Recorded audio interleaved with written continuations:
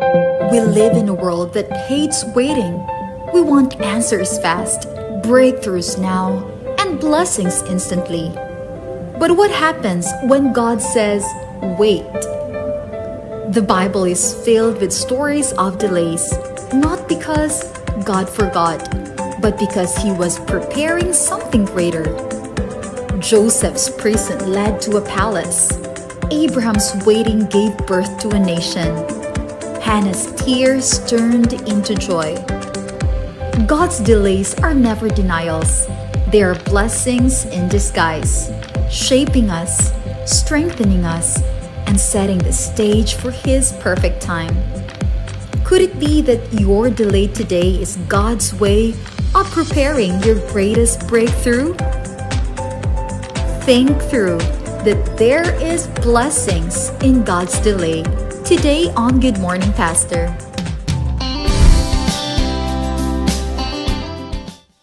It's a great good morning and happy Sabbath ka natong tanan mga kapaglaom tungod kay diri sa Good Morning Pastor ang among guest karon kabuntagon usa ka maabdikon nato nga director sa Women's and Family Life Ministries sa Southwestern Philippine Union Conference. Makaingon yung ko mga kapaglaom, I hope to retire like her someday, no? Gabi gwapa kaayo and then full of energy mga kapaglaom. And enthusiastic kayo sa matag adlaw nga magtrabaho. Mrs. Shirley M. Bacos. Good morning, Ma'am Shirley. Good morning and happy Sabbath. Alang ka nato dire og sa mga kapaglaom nga nagasubaybay sa tanang panahon sa atong programa. Of course, dinhi ra gayud makita ninyo ang paglaom nining hopeless world. Amen. Whenever you feel that it's hopeless anymore, then there is hope for you. Yes. All right, ang atong topic karon mga kapaglaom is the blessings in God's delay, and our key text is found on Isaiah 40:31. It says, "But they that wait upon the Lord shall renew their strength. They shall mount up with wings as eagles. They shall run and not be weary, and they shall walk and not faint." Ma'am, ang pangutana nganong ang sa imong tanaw ang pag-wait sa Ginoo or sa mga plano sa Ginoo are answers to our prayers. Yes, kay ang pagpaabot, you know, that would strengthen your faith.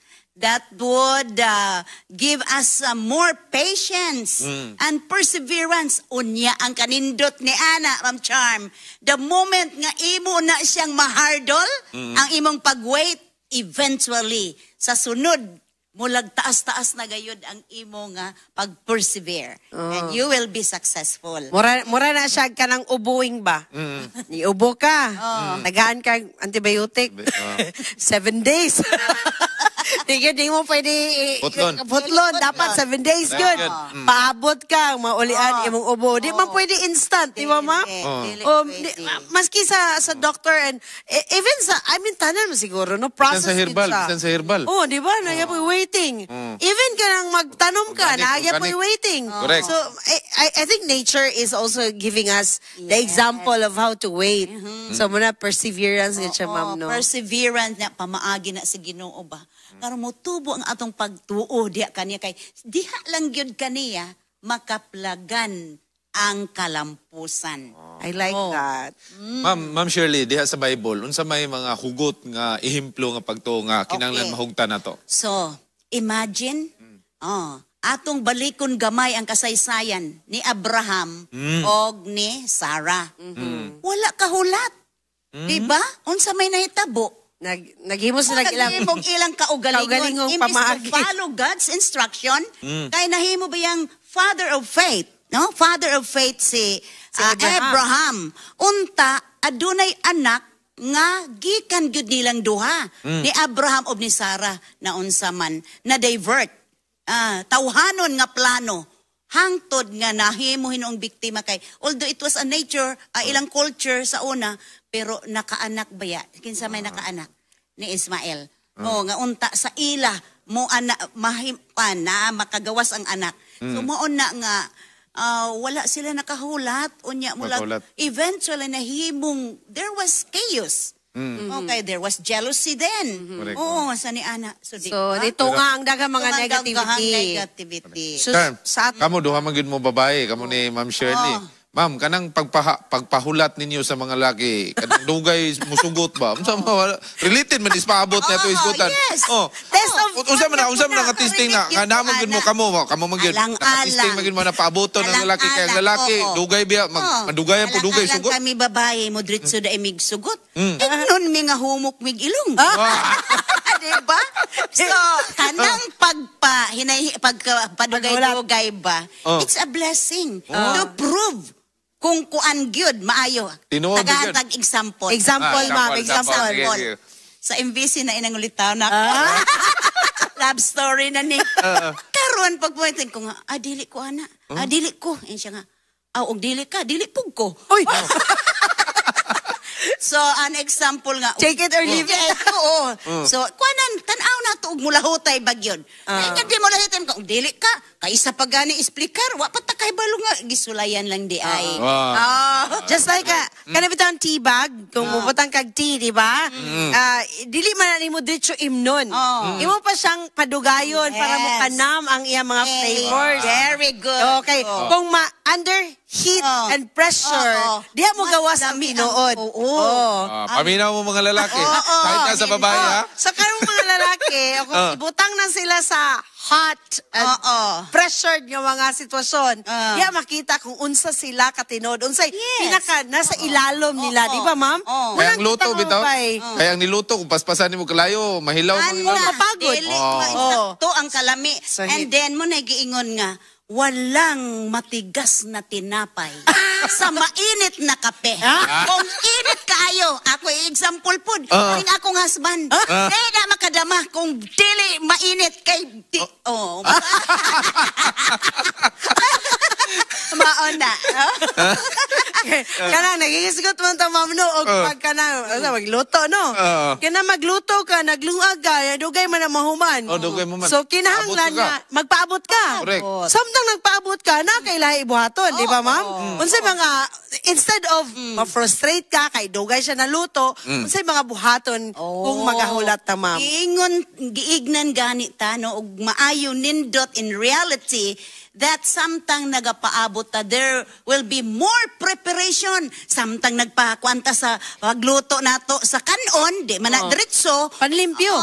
Maglimpyo, unsa diha, mag-prepare sa mga panakot atong isunod nimo, di Yes. ba? O sa tanang naglungag dira karon. Ayaw mo sigig cellphone, nga sige na mo tanong na cellphone. Murag na magipadungog ni. Andama ang kuan. O andama na ang mga dalunon sa church. Di ba ma'am? I mean, sometimes it can be frustrating. frustrating. Nabay plato na nga. Oo. It should be positive ang ato nga paglantaw anang waiting. So while waiting, there will be preparations nga atong gamito, di ba? Mas advantage kay naandam na to while waiting og pagtaod-taod nindot na ang ato nga linuto kay ato nakahulat man ta. Kanang gingon ma'am nga occupy till I come. Yes. Kay lisod kayo baya og wala lagi tay buhaton mga kapaglawon mo masigin ang tag nga kay magulat. Dili besan sa yun magulat. Dili. So mo nang occupy yourself. Okay. Ma'am Shirley, kanang unsa may labi na ning magpaabot ta sa kabubuton sa Ginoo namon yung mga pagsulay maabot niya kaning matintal ta unsa na to paglikay ani? Okay. Ang una gyud no kay muintra naman tas kami niyon, no? You know, in marriage, no return, No exchange. Tinuod no na, ma'am. retreat, no surrender. Maka-relate naman kita. Yes, ma'am. Muto Muto yun. Mutupog ka mama kailangan kung mao nang batasan di na maisab. Awa na gyud lisod na. Tingnan, no?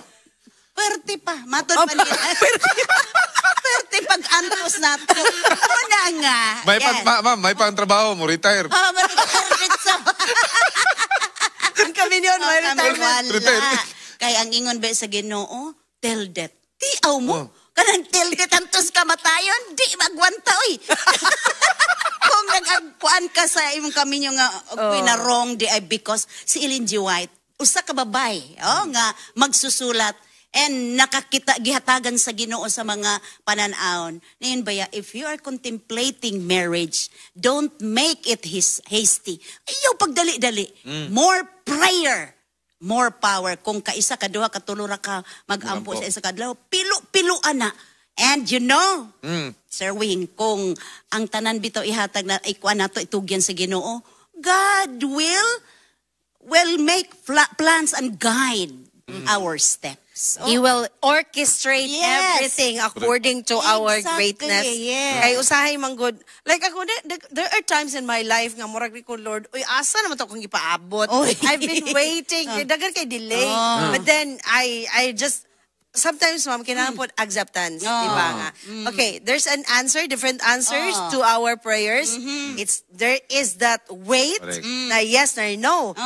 So, Basta kami mga lalaki, musabot tigis babae, kay historian maging mga babae. Baliko na tong sa unang kagahapon. but there's always a reason for that. Kaya ang babae man good, ma'am, no? Kanang ang iyang mga actions with emotion. Mo na ang babae. Manag mo hilak mo, pasagda na ganyan sa mga lalaki. Pasagdi lang. Gaksa lang. Di ba? Pagkasagdi lang kay ang highest need sa mga kababayan an affection. Gamay ra kayo ang kalipay sa mga Agod-agod kababayan. na sikod. Lagi, no? Oo. Gakson lang na. Gakos lagi yun. Makapanaghoy na nagpanglabad ya. Gakos- Bisag daghang gakos dul. haton. Yalahi man mamugakos, kay hugton mo niyo pagayo. That's it. Alright, sa tanang mga naghulat, kung wala mi kabalugon sa inyong guhulat, there are a lot of things nga itong desire pero pag ipaabot. I mean, wala pag iabot. Mga kapaglaw, maybe you're waiting for your partner or maybe you're waiting for, like ako ipaabot akong anak. Wala pa, pero maybe acceptance is the key. Or dagan mga factors nga itong gihulat sa itong kinabuhi. Ma'am, what can you tell them? Yes, you know, all things work together for good. Ang uban, mato ni Ma'am Charm, nagpaabot ko sa anak. Pero kay busy kaayo, ang Ginoo, matod pa ang balaang kasulatan, ingon ang Diyos, my thoughts are not your thoughts. My ways are not your ways.